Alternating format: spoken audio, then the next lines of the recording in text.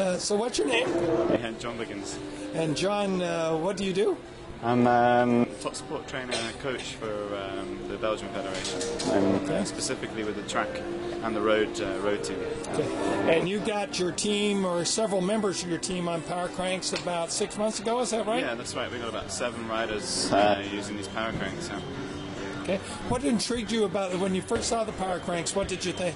Well, with the background of physiotherapy, the immediate improvements that we could see were from rehabilitation, so from injuries and gaining strength, so stabilization. That was the immediate core strength development. That was the immediate response that we had immediately back from the technique, from using the clutch system. And that's what you anticipated when you saw him. You said, this is great. I see this as a tool to help us prevent injuries and stabilize, etc., and work on technique. Yeah, we were looking initially for a training tool that can complement the gym work that we're doing. But it has to, because we're always trying to simulate the cycling, so that obviously the power cranks came into perfect practice for us. Yeah. Now, can you tell us some of the things that you found? You've had them about 6 months. What are some of your experiences, or something that surprised you about them, and things like that? Well, the biggest surprise that we had was the amount of increase in aerobic capacity that the athletes are making. So they are developing their specific muscle type for aerobic capacity work, and their aerobic endurance has increased an enormous amount. Okay. So we see that in the test results.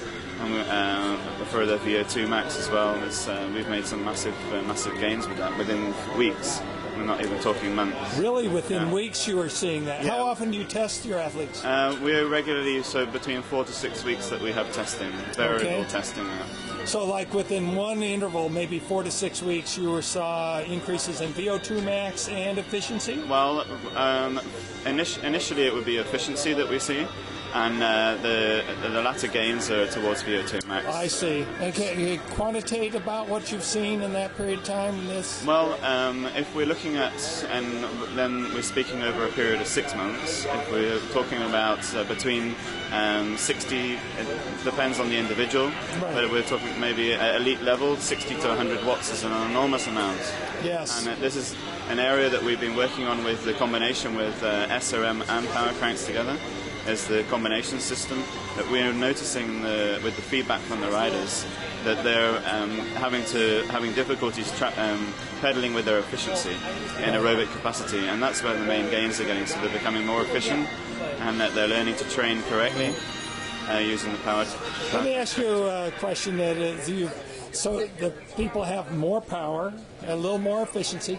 Has it affected how you've chosen gear sizing for how they race? So how has it affected how they race? Well, this is it's a little bit new for us at the moment, and we're doing a lot of testing to be able to choose the correct gear. Okay. This needs a little bit of time, but of course, if you get improvement in efficiency and improvement in power, and generally means that you'll be able to, depending on the track temperature, the type of track, the resistance and everything, normally it should mean that you'll be able to push bigger gear also. Right, and well, of course, this is like your first race since you've really been on the power crank, so you're still experimenting and seeing what the results are. We did the World Cup in Beijing and the World Cup in Sydney as well. But the boys have had a really heavy program, and that's also maybe something that we've seen back from the power cranks, is the amount of recuperation that they get. We use a lot of the power cranks work in technique and recuperation, specifically on the road. Very cool. And you've been put mostly your endurance people, not the sprinters so much on it, is that right, in the beginning? We just have an endurance program at the moment. Okay. So, I'm just specifically working with endurance riders. Okay. So have you concentrated more? I remember you said something to us a while back that you were surprised because they do a lot of road racing, and that when they came back, it was sort of like they hadn't lost much in the track. Is that? Well, what we made gains from the amount of work that they did with power cranks, and then when they went into their heavy aerobic-based work, that they made, we noticed considerable amount of power development when they came back on the track. So there's definitely the structure of the program, of course, but also the added complementation of as opposed to what you would have expected when they'd done the road racing on regular cranks. Well, if the structure is right, you're always going to get a percent improvement with your riders, but it's the amount of the percent. If there's beyond. 1 or 2 that's more, or 3 or 4% more, that makes the big difference. I see. That's what we're looking for in the power cranks. Very cool, very cool. And do you see for your particular program, have you tried to emphasize endurance over leg speed, or leg speed, or a combination? Yeah, cadence is for us a priority. So we're working always on a high cadence. We're trying to produce the efficiency, produce the power output, and that's what we're now actually seeing with the riders. Of course, when we're talking about times and bringing the times down, then that also it takes a little time to actually realize that. Right. Well, yeah, you got to put the hours into the muscles. Yeah, that's right. You have to have also a little bit of patience. It's always like that. Right. And with our program, it's very heavy with a 6-day program, so we have a lot of commitments there for the sponsors and for the teams. So there's an area that we have to take into consideration, which is again where power cranks comes in good, because for recuperation. So. Right. Very cool. How about injuries? So were any of your athletes suffering from chronic injuries? Have you seen change like that? Bertrusum, he fell in Tour of Spain, and he's suffered a lot with the hip problem from breaking his hip. He broke it pretty badly. And we've got him back on power cranks, and we've brought the cadence back up. And he's still lacking percent in his hip, which is normal compared to his right side. His left side it was 30% difference, which is a massive amount for a professional athlete. And we've managed to get that back up. So he's now doing all the sprints in the program. He's being able to complete a full 200-kilometer training program, day program, with full variable spicing work. Now, you would have rehabbed him or tried to rehab him without power cranks, but could you say how much power cranks has sped up the rehab process? His rehab program has been considerably, well, for us it's slow, but it could be also to do with his age as well. He's now 36. He's been 15 years pro, and he has a lot of expectations, a lot of feeling from experience of what he should be feeling right now. But what we've tried to develop with the power cranks is the stability in the hips. Right. So if he's created this hip stability, which he has now, and that is through a lot of work with power cranks, that we've tried to then emphasize this now onto the road, which he's now managed to realize. So. How long a lot of elite riders have problems with power cranks because we slow them down. How did your riders take to the power cranks? Did they take to it themselves, or did you have to do a lot of talking? I had to stimulate them a lot, because the problem that we had with power cranks initially was that the riders, they didn't like to train so slowly that they couldn't train anymore with the groups that they were with, and we had to go back to their SRM files, and that was the nicest thing that we combinated with SRM and power cranks, is that we were actually being able to prove to the rider, no, you're training now correctly. You're training individual program, especially designed for you, and that was something now that they've been able to develop into their program. So they have their days when they can go in a group ride, but their program is very individual, which it has to be at that level. So I assume now the athletes like the product once they're through that. They like it. They like it now. They like it a lot. But it's initially difficult. Technically, it's difficult.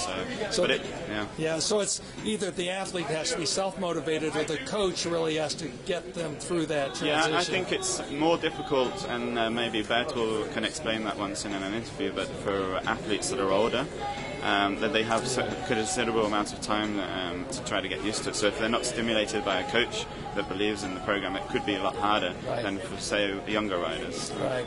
Very cool. Do you think there's anything else that we ought to be telling the masses out there about the product from your perspective? Well, I think that if you're developing your athlete correctly and on an individualized based program, then Power Cranks definitely comes in as a training tool that you can use every day, or let's say 3 times, 4 times in the beginning in the week, and you can build into the programs. There's a lot of professionals that are just using the Power Cranks for an hour per day, and they build up to the hour as well, so they build nice and easily. But they're actually gaining daily benefits out of that. So they're combining 2 types of training, with power cranks and without. So well, I have to admit, even though I like the immersion of things, but somebody who's a top-level pro people are paying them to race every weekend. Yes. It's very difficult for them to do that, so that taking it a little bit of time that's an acceptable way for somebody at that level. Yeah, I mean, that's what they have to do. When the trust comes with the power cranks in their program, we have seen a lot of riders that between rest days in big tours that they're actually getting back on their power cranks to regenerate and also to get the correct biomechanics as well. Yeah, we were surprised a few years ago when they had a picture of the Stefano Gazzelli's bike and the rest day of the Tour de France, and there were the power cranks on it. He was off on them on the rest day, so it's like a little rejuvenation, I guess. Yeah, definitely. Yeah. In the beginning, it's not rejuvenation because it's a lot of hard work. But when you get some riders take it within a couple of weeks, and other riders need a couple of months to get used to it. I think that's another thing that the riders need to understand is that everybody's different. And some will go faster and some will go slower, and probably the ones going slower probably have more to gain. Yeah. We have a lot of sprint-based work in our endurance program, and during the endurance heavy base, so we're working a lot of anaerobic capacity, and the riders had a lot of difficulties with the anaerobic capacity sprints out of the saddle with power cranks, but now that is also all possible. They can also sprint uphill with the power cranks on steep climbs as well. So it takes a little adjustment. Yeah. Very cool. Thank you very much, sir. Thank you. Good luck in Beijing. Yeah, thanks very much. Okay.